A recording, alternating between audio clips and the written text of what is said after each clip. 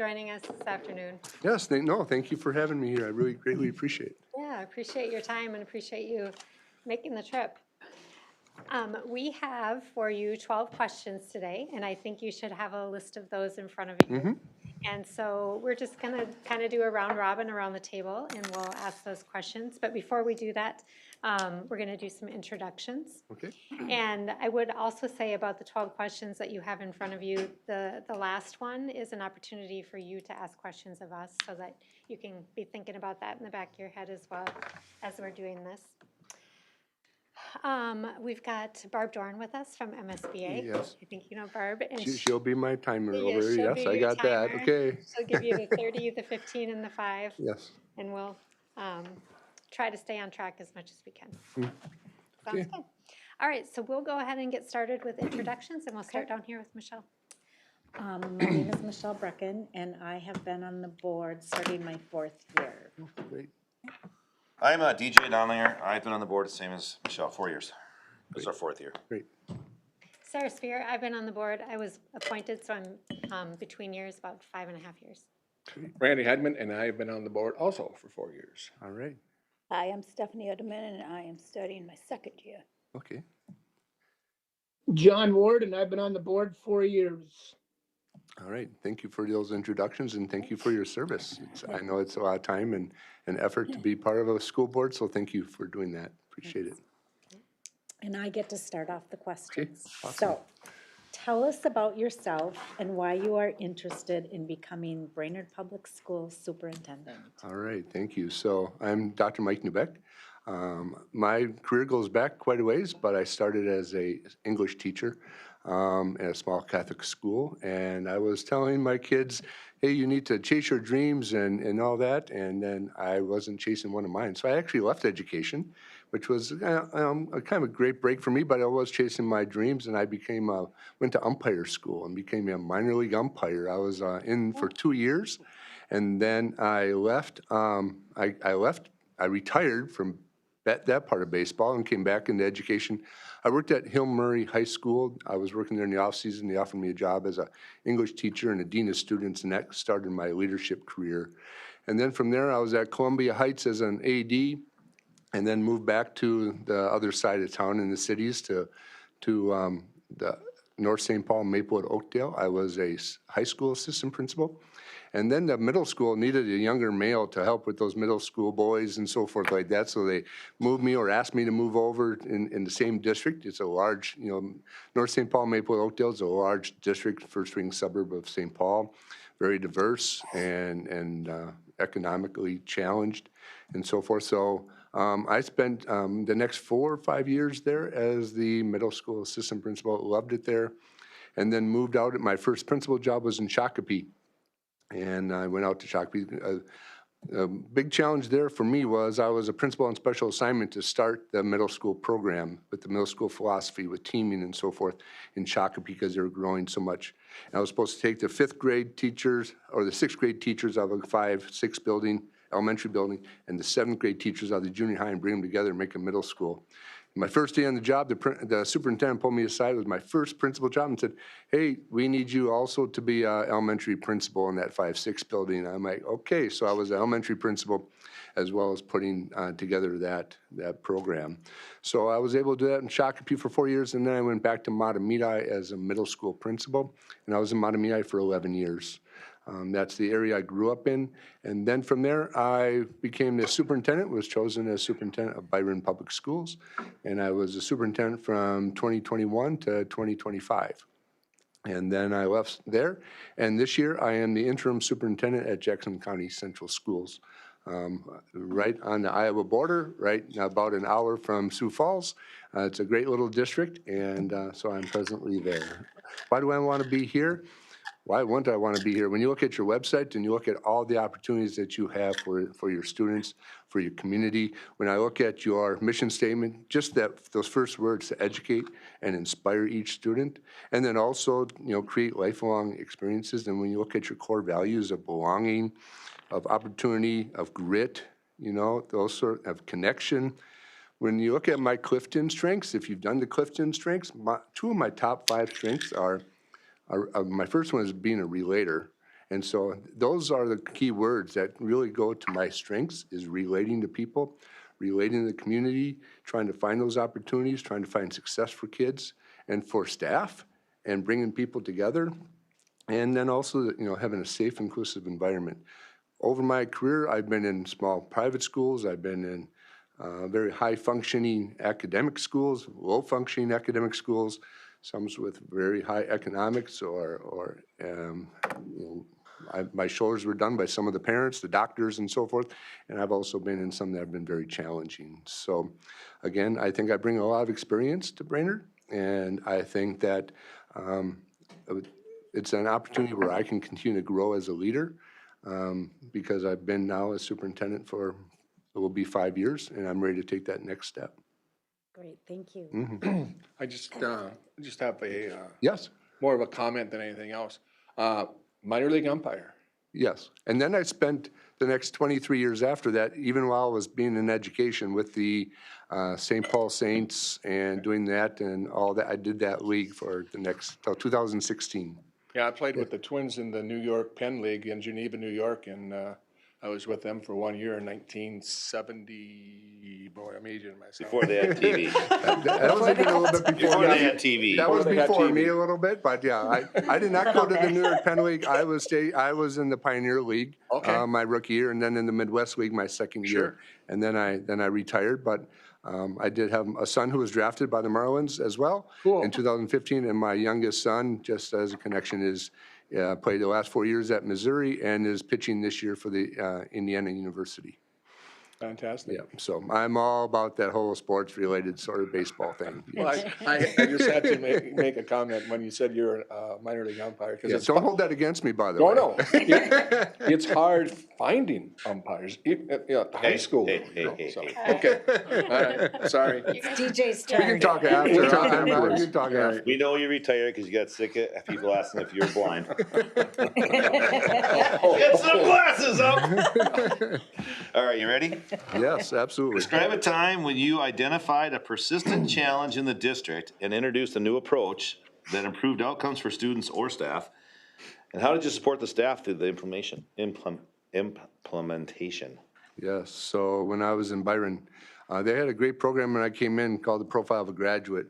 It was kind of their strategic plan without having a full strategic plan, but it was their North Star. And they were in their third year of that implementation. And so they were learning a lot about the profile of a graduate, but it really wasn't taking off at the level that it needed to happen.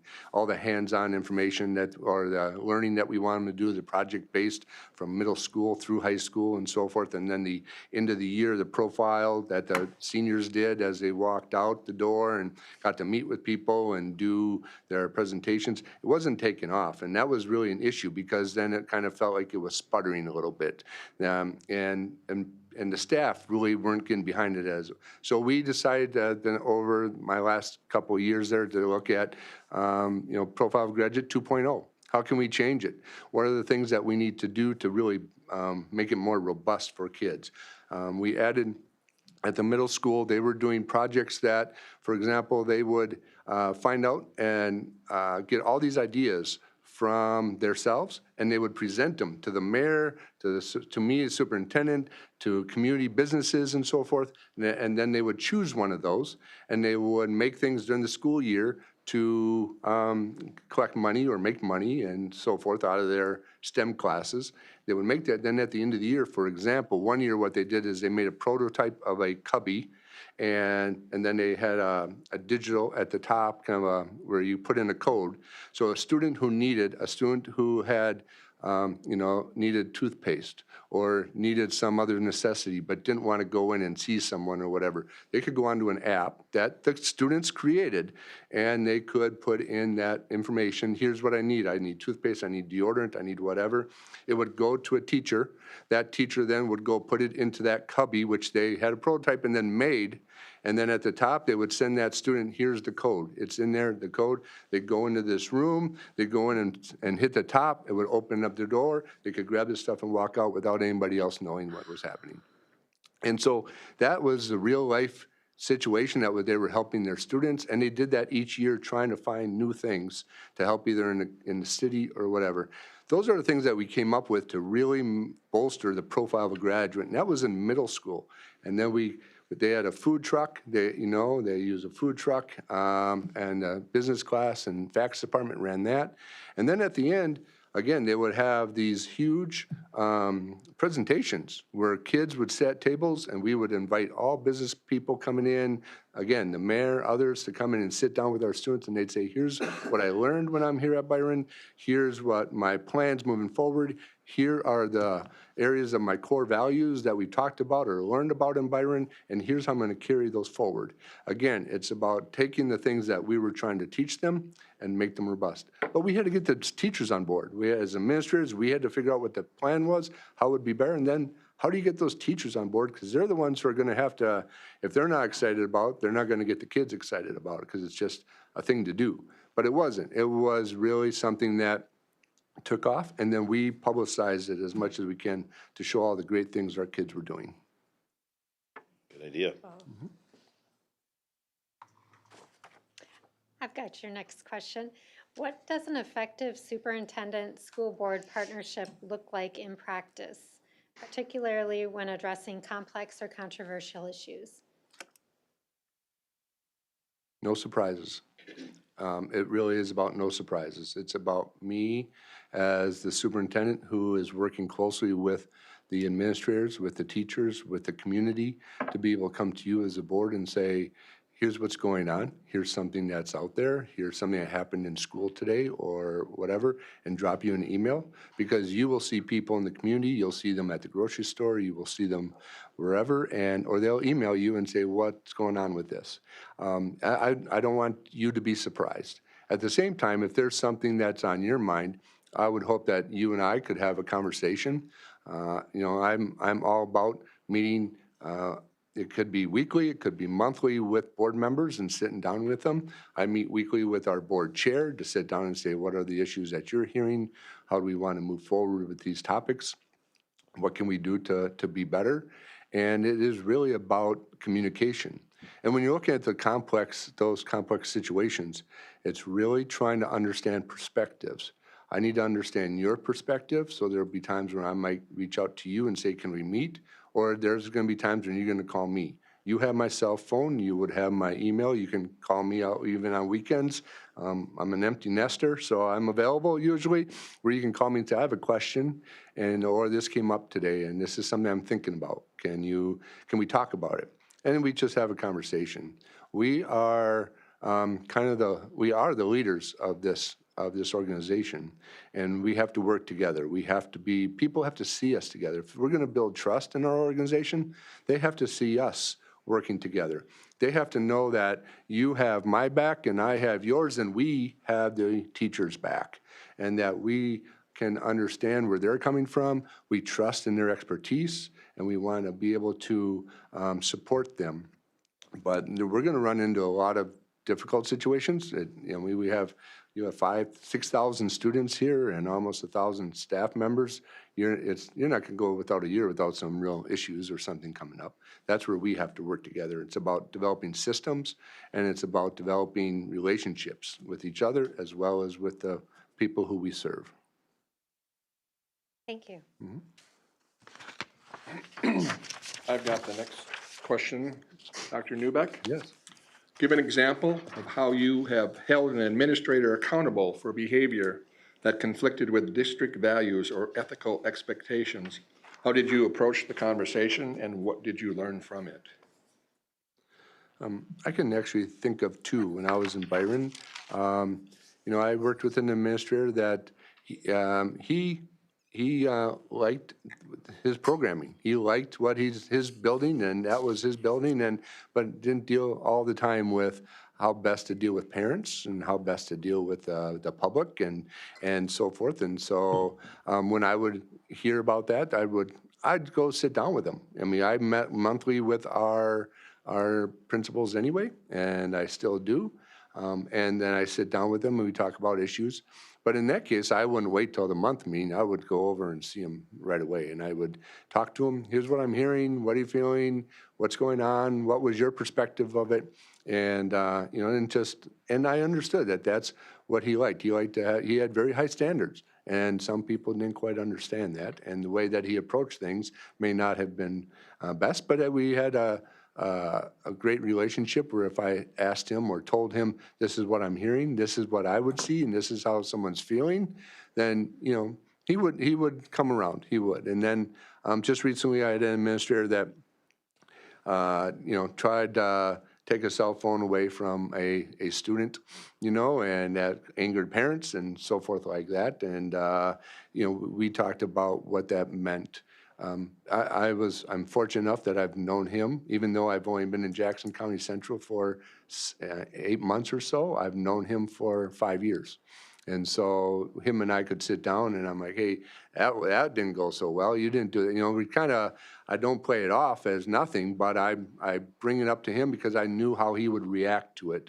I knew what would get to him. He cares a lot about kids, and he also cares a lot about holding kids accountable. And he realized at that point that what he did was not the right thing. As a matter of fact, not only did the kid come in to me, but he also came in and let me know, hey, this happened today. And I'm like, well, go take care of business. We'll talk about it later. And we could have that conversation. But it's about building trust. And it's about having high standards for our administrators. And then when they don't do well, they have very stressful jobs. I was a middle school principal for 15 plus years. So those middle school kids, they can drive you crazy, but that's also the beauty of them. But you can get frustrated. And you can handle things not well, and you can say things that aren't well, that really go against what you believe and what with the culture you're trying to portray to your students and your community. And there's going to be times I might do that too. And I would hope they could sit down with me and hold me accountable. I need to be held accountable too if I'm not dealing with something right. It's how you develop that culture of being the best, is holding each other accountable. Thank you. I have question 7. Financial constraints sometimes conflict with programmatic or instructional priorities. How do you balance fiscal responsibility with district's goals for its students? Yes. I'm going to just maybe take a little bit longer here because if you Google my name, you will see Byron Public Schools. And what ended up, when I started there in 2021, we had a finance director that also had been there for 3 years. I trusted him, and 3 years later, there were some mistakes made when it came to when we were doing negotiations and using that base salary. And then he left. And then during the process, we found out at that time, and even though all the numbers to me and the board seemed like they were adding up, and we would ask questions, it seemed like they were adding up, but they didn't. When he left, we were going to be $278,000 to the good at the end of the year. But when he left, when we had other people come in and take a look at, because we started to have some questions because he left in December, that by the time March came, found out we were $2 million in the hole. So we had to make $1.6 million reductions in April and May that year. And then turn around and we didn't pass a referendum, understandably so. People had lots of questions and so forth. And we had to cut another $1.6 million. So you talk about $3.2 million over 2 years with a $28 million budget. That's 10% of your and the first one, you add, that first time you cut, you've been adding things throughout the year, you've had ESSER funding, you've had these grants, and then all of a sudden you hire people, and then it goes away. And now you still have these people, and you still want to keep them, but at times, especially when you're in decline enrollment, like Byron started to be, and JCC is in decline enrollment, and you are as well, you start seeing, what the impact. So to get to your question, when I was in Byron, that second $1.6 million was really hard because that, the first part is just kind of taking away some, the low-hanging fruit, they call it. The second part was really getting down to what, that was hard. But we had community groups. We had staff groups throughout the summer because we knew that if the referendum didn't pass, things were going to have to be reduced. So we spent the summer at 3 or 4 times meet with each of those groups to find out their thoughts. And I think that was important. But one of the big things instructionally, especially with the profile of a graduate, with all that hands-on learning and all the mentoring that we had kids go out and do and internships and all those things, they really thought that it needed a block schedule, which we probably know is probably a more expensive schedule, you know, when you look at having 16 options for kids. But the district really believed that as part of that profile of a graduate, we needed to hang on to that as much as possible. So we did a lot of other things, sacrificed, made some tough decisions in order to keep that. Now, if they passed their operating referendum last year, this past fall, so that's great. But we didn't, we were able to do things without doing that block schedule because they felt, and we felt as administrators and teachers, that that was the best instructional opportunity for our kids. And so we did everything we could to keep that. And in the end, it worked out. But I know that if they wouldn't have passed that operating referendum, that would have been one of the first things that would have been cut this year, and then you have those tough decisions. But again, what we've looked at is what are our priorities. In JCC, they worked on a strategic plan last year. We did not pass an operating referendum this past fall. It wasn't expected to pass. We actually got, we were supposed to have 30% approval, but we went out anyway to get our story out because before the big election with the governor and all the stories this year, we got the story out, and we ended up with a 42% approval, which was a big swing for a new person coming in, meeting people, getting our story out. I think then moving forward, that district will have a much better opportunity to be able to pass that. But we use our strategic plan. We have to cut $450,000 in the next 4 weeks. So we're using our strategic plan, our priorities, and that's how we decide on how reductions will be made. Thank you. Mm-hmm.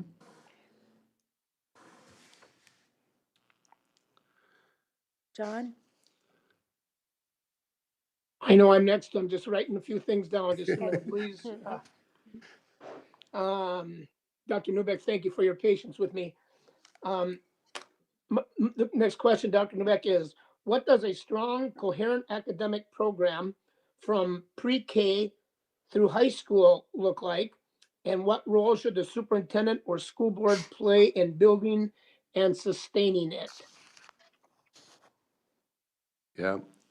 It's probably a little bit easier in a smaller district to be able to make sure that coherent from one grade level to the next, when you only have one elementary and so forth, and you have several.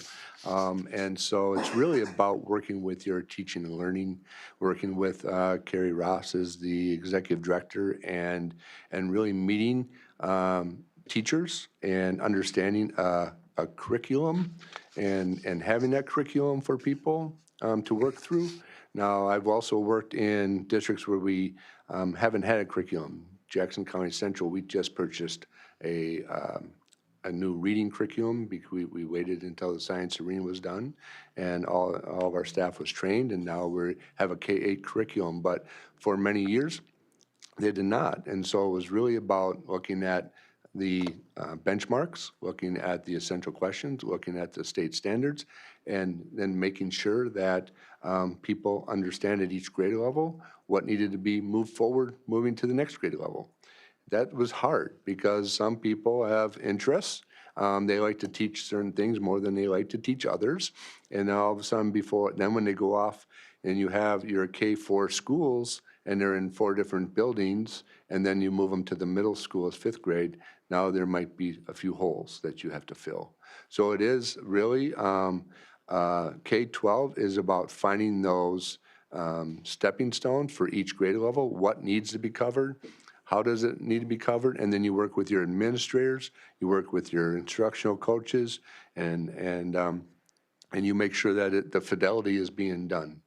And you hope that you work with your professional learning communities for them to really be working with each other and making sure that when they go off to the next building, there aren't the holes. And then as fifth through 8th grade, then they are also working throughout their building and making sure that when they're ready for high school, that there aren't any more holes. So, math and reading, you really want to make sure that you're covering the standards.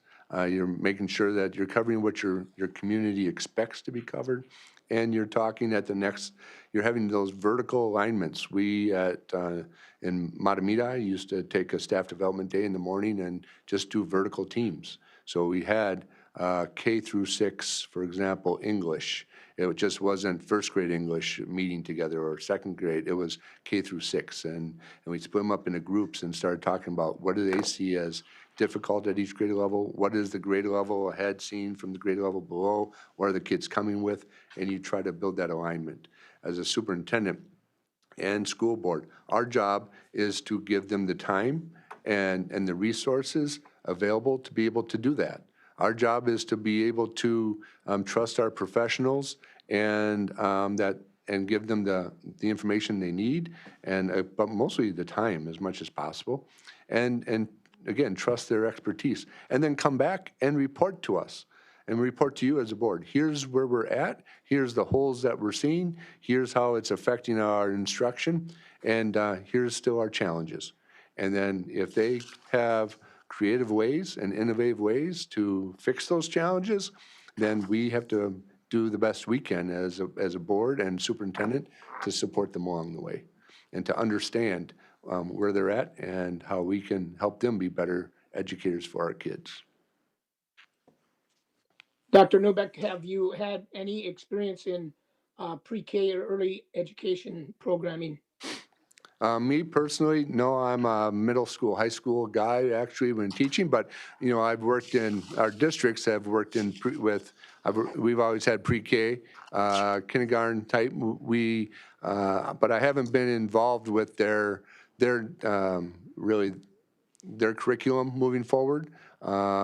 We've had the community ed and we've had a preschool. Right now in JCC, our elementary principal was also our pre-K. I hired her this year as a principal, but she was our pre-K and early childhood director. So now it's very seamless what she knows or was doing at the pre-K to bring into kindergarten to help get them prepared. But am I hands-on with that? No, but I do know that we have one that leads into the other, and that's my job is to make sure that we have those systems available to do that.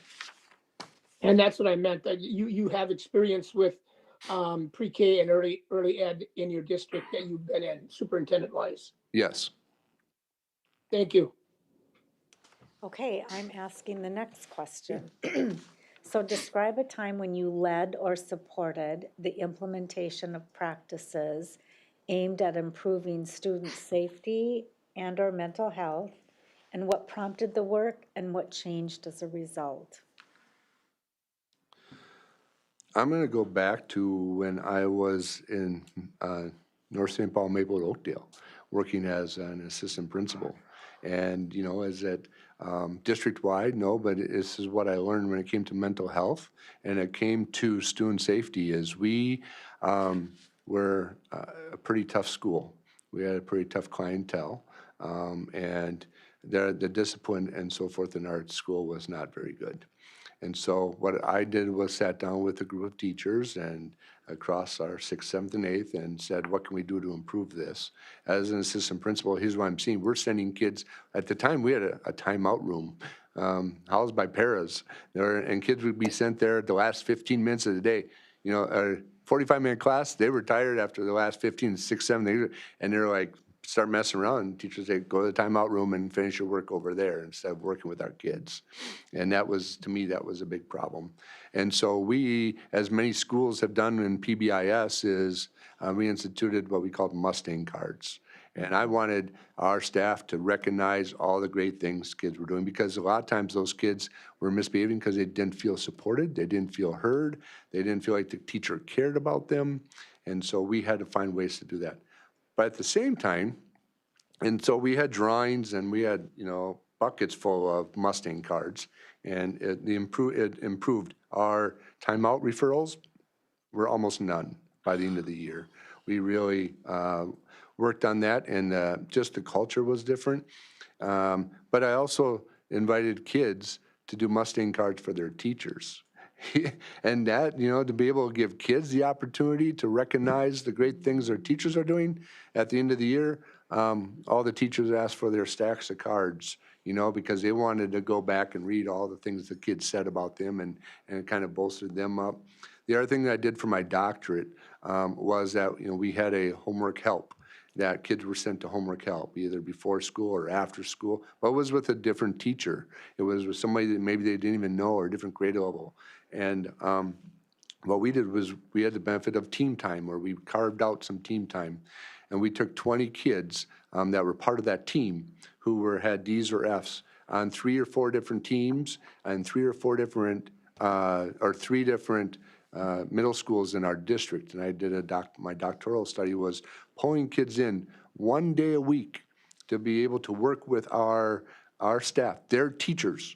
The Phi-Ed teacher would come in during that team time, the math teacher, the English teacher. But maybe that student didn't understand math, so they'd call over the Phi-Ed teacher and say, can you sit down with me? I don't get this. Phi-Ed teacher's like, oh, I haven't done math in a while. Math teacher, come over and help us. And it was 40 minutes of just, we brought in popcorn and let them just work with their teachers. We also did something on self-esteem, so the mental health, and also teacher perception.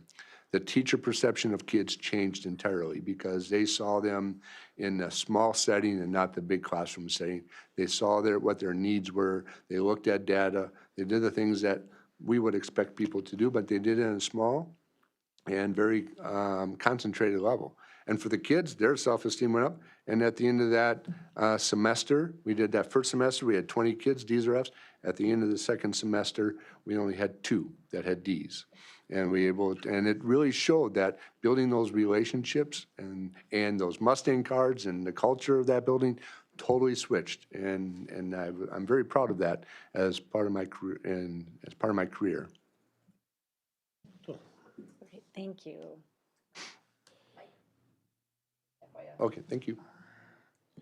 What systems or structures are most important for sustaining continuous improvement across multiple schools and departments? Well, it first starts with, when you look at continuous improvement, it starts with your cabinet. It starts with working with Carrie Ross, and then also HR. It talks about making sure that we have resources and the people that we need for that. And it also starts with working with our principals and having them work with their building leadership team. I don't know how it is here in Brainerd, but I can tell you that both in Byron and in JCC, the buildings have really strong leadership teams, building teams, that we can go back to and say, here's where we need some improvement, here's what we're looking at, and give us an ideas or how can we best move this forward.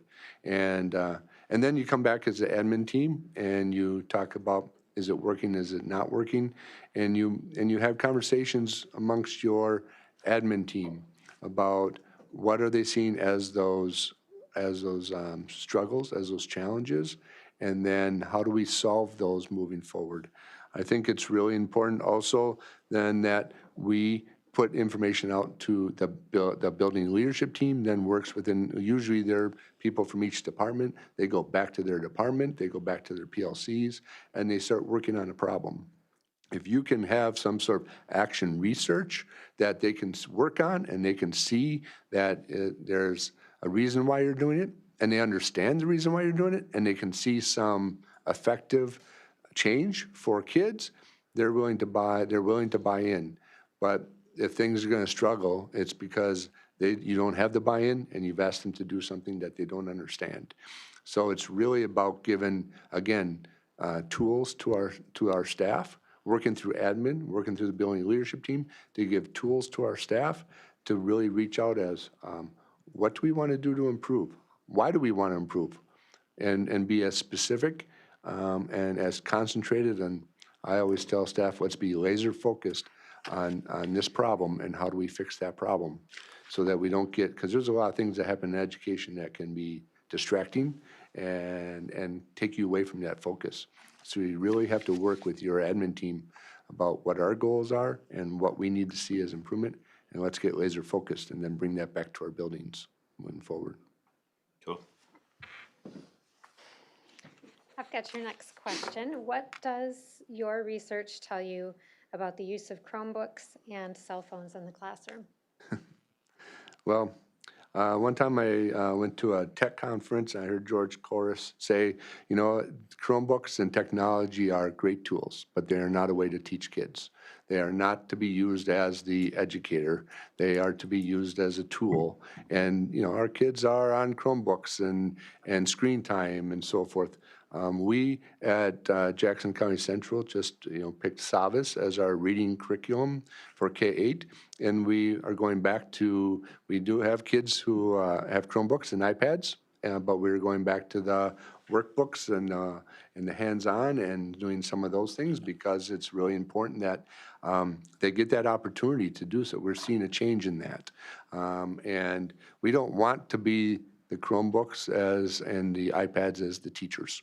We want them to be able to pull out that information, and sometimes it's used for diagnostics, sometimes it's used for practice and so forth, and that's a great opportunity, but it's not, okay, well, here's your lesson for today, go over here and do it, and then send it to me when you're done and put it on Google Classroom or whatever you use, right? I think it's a good way to communicate and send things in, but it's not the way to teach, and I think that that's really important.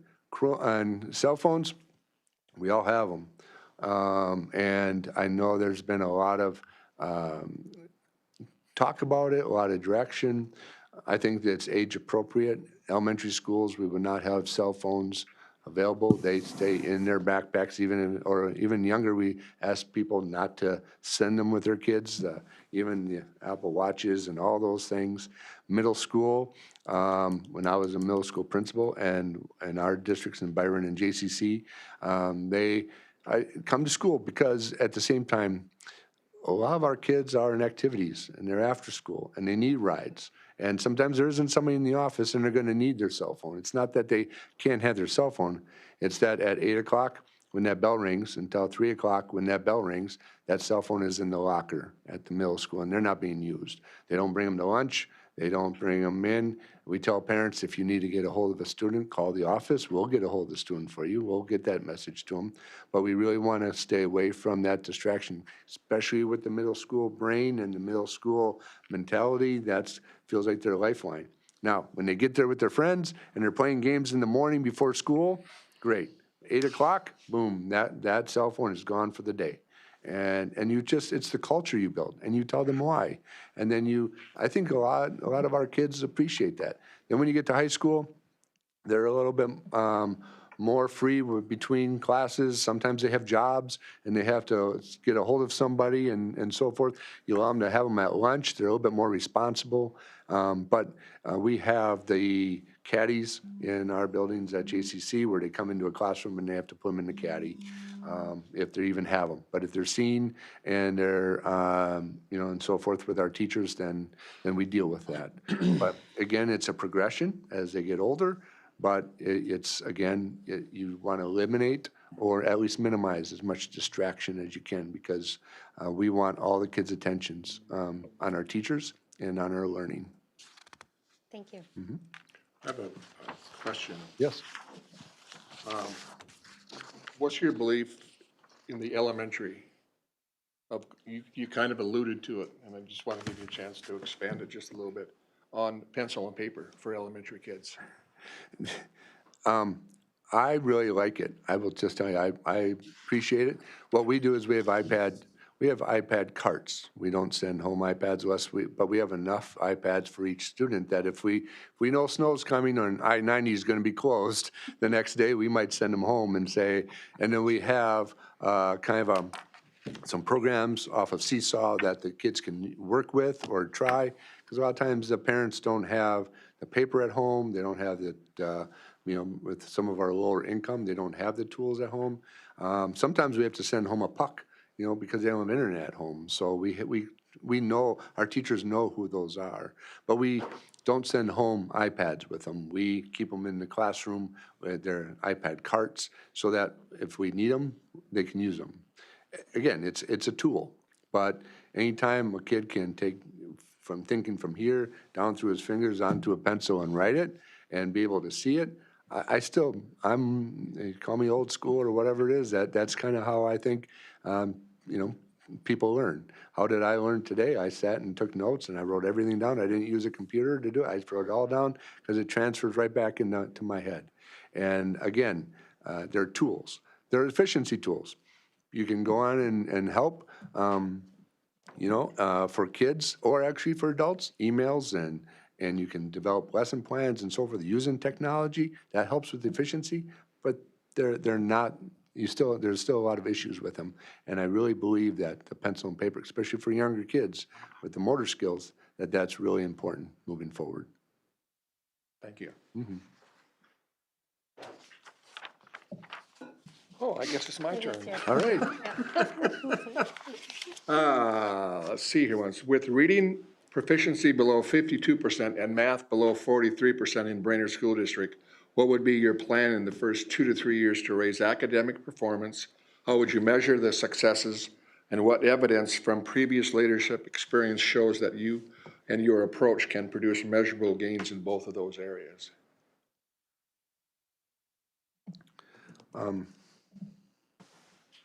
Well, again, I've been in Matamidi when we were there. It's a much different clientele, but if we scored less than 80% on the MCA's proficiencies, the walls were falling. There was something wrong. And so we were able to learn how to push our kids in Tier 1 instruction and be able to support those that couldn't handle the Tier 1. But we also had, I know you have the GATE program, which is great, and so forth, but we had ways to push kids moving forward. But what I would do with 52 and 43, I'm glad to hear that people are not happy with those numbers. I'm glad that people are always looking to improve. What I would do is work with our teachers, work with our staff. Do we have, I'd ask them, would we have diagnostic tests? I know you have FastBridge and so forth, but how do we use that data? How do we find the holes that is out there in general? But we're using now, we're teaching our staff an EduClimber so that all the FastBridge, MCAs, the attendance data, all those in JCC, all the teachers will be able to pull that up, pull up a student, see all their data from their history and especially this year's data, and be able to see where they're at. What holes does that student have? And what interventions do I have at my fingertips to be able to help that student? Again, you can look at the system as a whole and what holes are you missing. But for that student, do we have here in Brainerd the opportunity to be able to look at each student in real time and be able to see where they're at in interventions? And then do you have the system set up for interventions to help kids, to push those kids? Because if you're going to have a higher rigor in your Tier 1 instruction, do we have the supports to help them? And then when they do get there, you don't keep them in those supports. You have them go and you support other kids as you go. And it's always monitoring where kids are at and so forth. And I'm being part of that this year, moving that forward. That's part of our strategic plan in JCC, was really working on data-informed decisions for our staff. I'm seeing, and we're seeing already this year, we're going through our FastBridge results, that we're seeing great gains from our kids. And so, again, though, it's taking the expertise and making sure that our staff is trained, using staff development days to be, again, laser focused on what needs to be done, what our strategic plan, what our next steps are for that, and be able to work with our admin and teachers and set that forth. And again, it's going to be, if you're going to move the needle, you have to move the needle in staff development. You have to be able to give the teachers tools and make them and help them feel comfortable with it. And again, that comes from time and just a laser focus on how do we improve. And if you are seeing improvements in your FastBridge results, you would hope that would also correlate with MCAs. If not, then what else is happening here, right? And I know that there's been a question about having MCAs on as goals and so forth, which is great. To me, the tests can change different years. In a couple of years, we'll be having a new math test, and it changes and so forth. So a lot of times when it changes, the math scores go down and so forth. How does Brainerd, with their clientele and what we're trying to push, we should be moving away from higher than the state average. The goal for me is not that we're gonna go from 60% to 65%. The goal is we're gonna go from 6% above the state average to 10% above the state average, because that test can change. But how are we changing with it with our kids, and how do we move away from the state average and be better that way? Because again, as they change tests, we then have to adapt to some of that as well. Thank you. Okay, Mike, I have the next question, 13. What are some of the things you would do in each area to address? 1, student achievement, 2, behavior discipline problems, and 3, declining enrollment. First one, student achievement, I think I've talked about, is really about staff development, is really about finding our holes and how do we fix that and be laser focused on doing that. I keep saying that, laser focused, but it really is. And it's about celebrating about it, because you can have student achievement, but if you don't see those little steps and you don't celebrate those steps, people are thinking, nobody really notices, nobody really cares. I mean, if we're focused on raising student achievement, and when we see it, even if it's 2%, 3%, when we see it, we need to celebrate it, and we need to show what's happening in our classrooms, all the great things that are happening in our classrooms, even if it's not test scores. If it's just we've created a new program, kids come in, and like I said, when I was in Byron, when they put that prototype together, we made sure the newspaper knew, we made sure that everybody knew it was on our website, and we interviewed kids about what did they do, what was happening, so that everybody knew that, education is just not about test scores. It's about real life experiences and so forth. And that's student achievement to me as well. It's not just about test scores. It's about giving them real life experiences to move on and finding those niches, finding those things that energize kids. And there were some kids that, they were, especially the ones that wanted to do the programming of the app. In schools, they never really had a chance in the school, especially middle school, to really do that. Now they had a chance to really design that and work with that and see the real results, and they were helping students. They were helping middle school students and high school students out, because we put 2 of those cubbies in each one of those schools, and they really saw the effort. So that's what I would do. Behavior and discipline problems. High expectations. It's about working with our administrators, working with our teachers. What are our high expectations? It's also about understanding. It's about, to me, discipline and behavior is about, because kids, I said it earlier, why do they misbehave? Because they don't think they're being heard. They don't think anyone cares. Working in middle schools for 15 years in a lot of different environments, that's what I've learned. I've never went probably without a meeting, without a student to say what's really going on. Why did you act this way today? Are you okay? Because sometimes I would know them and they acted way out of character. Sometimes it's because we're with a group of friends, and it's that group mentality. Separately, they're great kids. You get them in with a certain group and they don't act so well. So then you start talking about that. And then you also I'm about kind of love and logic. There's many times where I would send a kid out and say, okay, I want you to come back. It's first hour and you did this before school. You come back before the end of the day and let me know what you want for discipline, what you think. And then what does he do all day? He or she internalizes it, right? And they come back and I'll take 5 days of detention. How about one day of detention and we figure this out and you don't do it again? Okay, but yeah, I knew that he was talking about all day. Or I would send him home and say, okay, here's my business card. Go home, talk to your parents about it. I'm not going to call them. You tell them. Oh, now they got to go home and tell parents. I said, but they have to call me by noon tomorrow. And if they don't call me by noon, I'm calling them. And if they give me a different story than what we know really went on, now we're going to have some issues. But if you tell them the story and you work out with your parents, then I'm good. Then you fix the problem. How do you fix the problem? How do you say sorry to someone else? How do you make it better? And how do you learn from it? That's what, to tell you the truth, as a superintendent, I miss that. Mm-hmm. I miss being in the hallways. Right now, my office at JCC happens to be in the high school. Instinctively, I hear the bell. I'm like, I'm gonna go, and I go stand in the hallways, or I go sit in the lunchroom or whatever. It's because I miss that student interaction. But when you look at if you have that culture, the consistency part is holding kids accountable. Consistency part is you don't see it and let it walk away and you don't deal with it. You deal with it and you deal with it in a respectful way and a teaching way. Are they going to get detentions? Yes. Do you have to suspend kids sometimes? Possibly. Is there a way that you can work with parents to be able to do some things? Yes. And you build that rapport with them. And I've had kids who, when I was dean of students at Hill Murray, I would send them. The way they did it is they would, I guess, expel them for it, and say they can't come to Hill Murray anymore.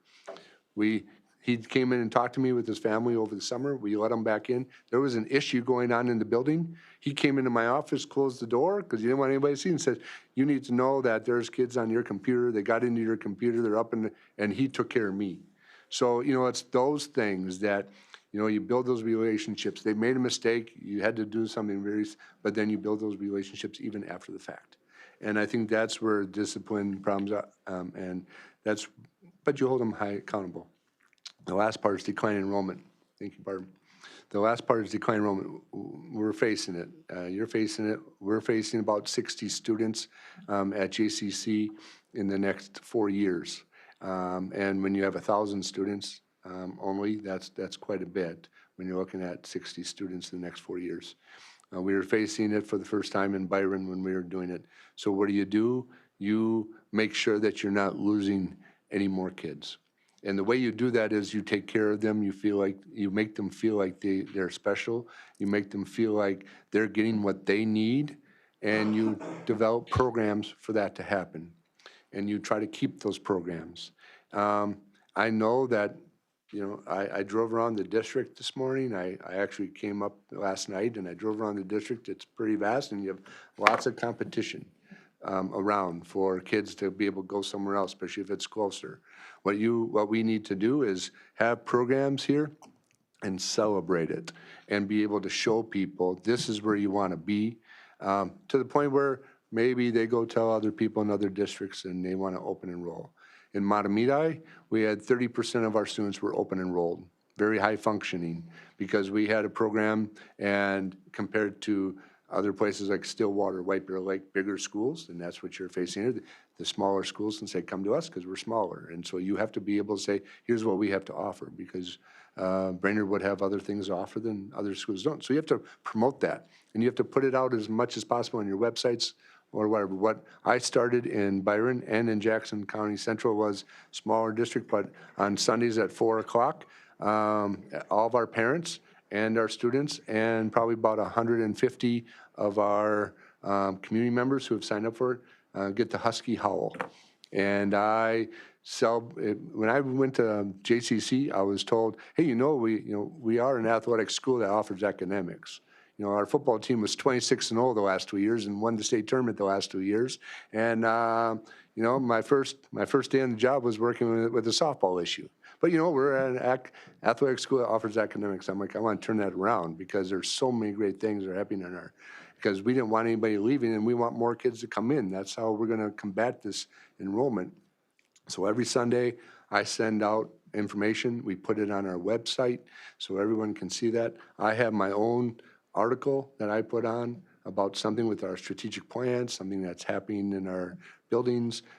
We do things with reading, but we also tell parents, here's how you can help. This is a partnership. Here's how you can help. We want not only the students to feel like they're connected, but the parents and families to feel like they're connected. And if I don't get it out at 4 o'clock on Sundays, I'll have people, hey, where's the howl? I miss it. I didn't see it. Did you get it out? Or whatever. So by the way, we also do talk about athletics as well. But that's at the bottom because we really want to stress all the fabulous things that are happening in our school. And again, it's not only attracting people and families and making Brainerd the place to go, but it's also making sure people don't leave. And I know that, and to understand why they're leaving when they do leave. How do we do that? Are they going homeschool, and what's the reason why they're going to a homeschool? Are they going to a private school in the area? What's the reason, and what are they not getting from our school that maybe we need to look at? Because if you're losing students, like I've heard that I've seen in watching your board meetings that you're losing students, how do we stop that? Why? And what can we do to help? Some of it, when you're that far away from schools, maybe they feel comfortable going somewhere, but we want to make Brainerd the best place where everyone wants to come. Like I said, Matamidi, 30% open enrolled. Byron, 22% open enrolled. 500 kids out of 2,300 were open enrolled in Byron because they had that profile of graduate with Rochester right there. They were coming from Rochester because we had something that they didn't have. So what does Brainerd have that nobody else has or that we do better? And if we don't have something, well, then let's work on it and let's try to get that done. But it's a lot of work. And it's a lot of marketing, and I've learned marketing from my private school time at Hill Murray, because that's how they bring in kids. And so how do you market all the great things that are happening? And then but it's really about celebrating our staff, celebrating our kids, and building that culture, so. I have one quick question. Yes. So it's back to the discipline. So if, say, you send a child home with a note and the parent didn't respond to you and you called them about the discipline and they would say, no, it's not my student, they didn't do that. Have you ever had that No, happen? parents don't ever say it wasn't their student, they didn't do that, and I'm like, here, this is why I know it is, Okay. and I need your help. We want to get, if it really wasn't, if I was mistaken, I listen to the parent, I Okay. listen, but at the same time, I'll say, well, this is why I know it's different, and this is what I know, and here's what your son and I, or daughter and I talked about. Here's what your student and I talked about. So that was the story that he admits to, and we solved the problem, because I don't just say, go, we've already solved the problem, how to make it better. But instead of me cold calling a parent in the at their work or at home and say, oh yeah, this is Dr. Newbeck, the principal, I want that student to internalize it, but we've already solved the problem. And I can say, this is what we've talked about with your child. Now, if the child says, I didn't do any of that, and I have to do my homework to investigate, to make sure, but that's the end part, to try to build that partnership with the parent and have that student internalize it. That a lot of times will help solve discipline problems. Thank you. Well, that brings us to the end of our formal questions for Okay. you. We do have a few minutes left, and if you've got some questions for us. So it's my turn. Yep. Awesome. So, besides the budget and finance, which I know is going to be very difficult moving forward and so forth, what would be the next biggest challenge for me as a superintendent when I start on July 1?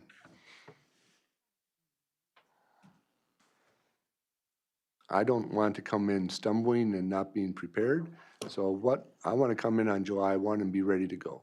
So what would be the next biggest challenge besides budget and finance? That's a great question. I think Go ahead. student achievement is probably, student achievement and declining enrollment.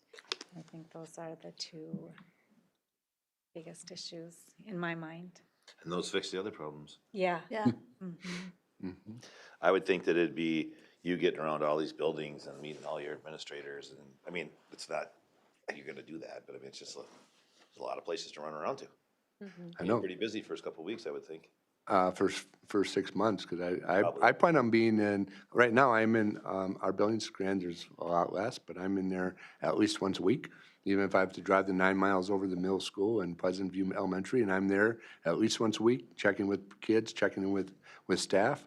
That's just who I am. I'm also at 90% of our activities. Matter of fact, I'm missing a wrestling meet during our matinee wrestling meet for Winterfest. I'm missing that right now. But usually I'm at 90% of activities. It's a benefit of being an empty nester, right?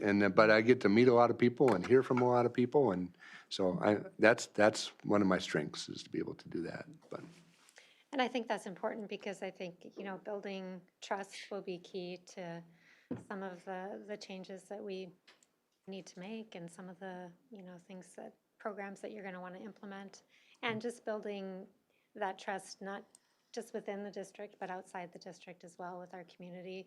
We've enjoyed some really good community support, and I think keeping keeping that solid and keeping those lines of communication open will be important. And to me, it's about building partnerships with businesses and being part of Rotaries. I've been part of Rotaries in Shakopee and so forth. I'm part of Kiwanis and Chamber of Commerce in both Lakefield, and because I have two communities I work with now, Lakefield and Jackson. So I make those meetings, the education, for me, the Jackson Economic Development Committee, I'm a part of that. So I work with all the business people there, and we build those, it's again, building those relationships so that they understand what's happening in our schools. Because the school really is the focus of many districts or many communities, and I see Brainerd being the same way. If you don't mind, I have one more quick question. And then it kind of goes back to your question about our effective superintendent and school board. You know, how would we work together? So what do you need from me to be a better board member? What would you need from me to help you be a better board member? And then also to help you be a better board in general? I'll take a shot at it. I think communication is ultimate, very important, and I think it's okay, but I think it's a challenge, and I think it can get better. I wouldn't say there are any surprises per se, but just some issues, you know, asking for information and, you know, delayed, understanding that staff is busy as well, but to me, that's a concern. I would agree. I think communication is really important. And also, I think just, you know, and I think you said it really well, feeling like we're all on the same team, feeling like we're all fighting for the same thing. And, you know, how you do that is celebrating together, looking for opportunities together. And I think utilizing your expertise and your conduit to the expertise that's within the district to bring confident recommendations and rationale too. I think that's important to how we can function better as a board as well.